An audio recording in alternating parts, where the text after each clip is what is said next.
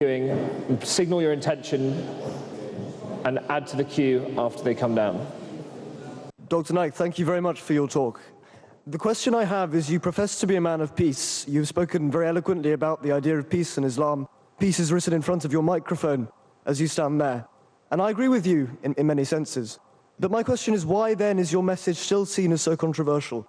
Why are there figures within the Islamic world, why are there fellow Islamic clerics who see your message and still believe that you are wrong? Why, you've claimed that the Home Secretary has banned you from this country because of a sort of media conspiracy. But why is there a broader sense of discontent with your message? The brother asked a very good question, that why, if I'm a man of peace and I speak about peace, some people are against me, some Muslims, some non-Muslims, the Home Secretary. Brother, you have to understand that any person who's popular, there are bound to be people who are against him, irrespective whether the popular person is doing good work or bad work. And the best example I can give you, that today, according to Michael H. Hart, he wrote a book saying the 100 most influential people in the world history. Though he's a Christian, he put #1 most influential human being as Prophet Muhammad, peace be upon him. Today, do you know, though Muslims consider him to be the most important and the most influential person in history, there are many non-Muslims who think the same. But today, if we analyze the maximum books written against any human being on the face of the earth, it is Prophet Muhammad, peace be upon him.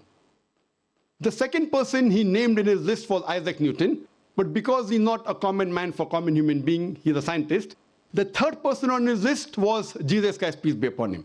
If we analyze today, the second person in human history who has maximum books written against him, it is Jesus Christ, peace be upon him. Based on this argument, do we have to agree that Prophet Muhammad, peace be upon him, and Prophet Jesus, peace be upon him, they were not good? What we have to realize, when a person gets popular, there are bound to be people against him. And according to the Home Department of UK, when I had come in the year 2009, I was informed by reliable sources that according to the Home Department of UK, the most popular Islamic satellite channel in the world is Peace TV, and the most watched Islamic satellite channel in UK is also Peace TV. Not only is it watched by Muslims, but even watched by non-Muslims. The same report said that the most popular Islamic speaker in the world is Dr. Zakir Naik, and the most popular Islamic speaker in UK is also Dr. Naik. That's the reason the Home Department was requesting me that can I reach out to those Muslims which the UK government cannot.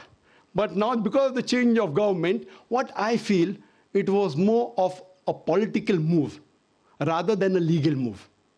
And as maybe they wanted someone popular so that they could pass the message that we are tough against Muslims, and that's the reason what we feel, that we have more faith in the judicial system rather than the political system. I think it was mainly because of popularity, and it was mainly a political move rather than a legal move. And